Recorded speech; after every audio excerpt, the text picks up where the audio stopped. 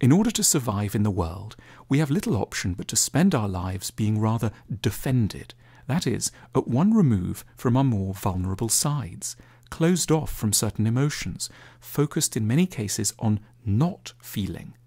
And yet, in relationships, quite the opposite is required. To be good at love means to have a capacity to reveal one's hurt, desire, and tender sides. This is quite a balancing act, great strength for most of the day, and well-handled tenderness for the few that remain. It's no wonder if the journey from independence to vulnerability can get rather fraught, and if the desire for closeness can be accompanied by terror and what looks like, but isn't really, nastiness. Even after years with someone, there can be a hurdle of fear about trying to get close. Two major symptoms then tend to show up. Firstly, we can get distant, or what psychotherapists call avoidant. We want to get close to our partners, but feel so anxious that we may be unwanted, we freeze them out a bit instead.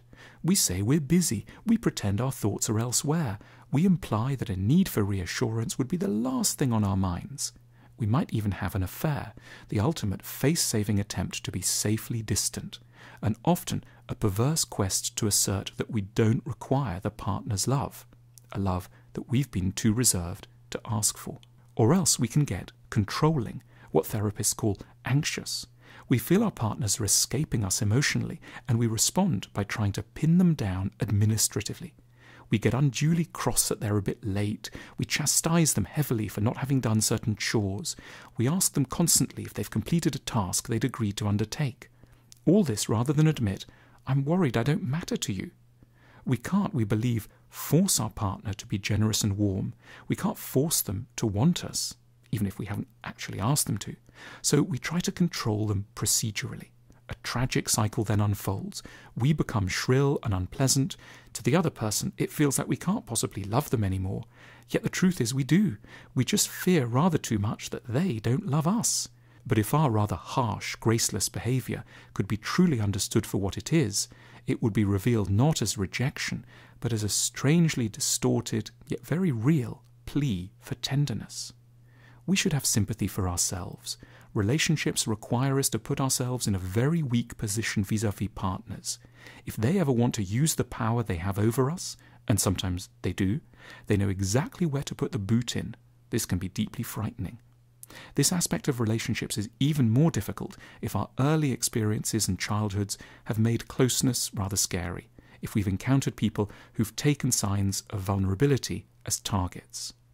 So we're not frightened of closeness because we're fools, but because it is a challenge to be around another person who might easily hurt us, and to keep on in a relationship despite the fact that they do sometimes use this knowledge to strike out at us. Closeness is inherently threatening, but we can gradually, with courage and difficulty, replace defense with explanation.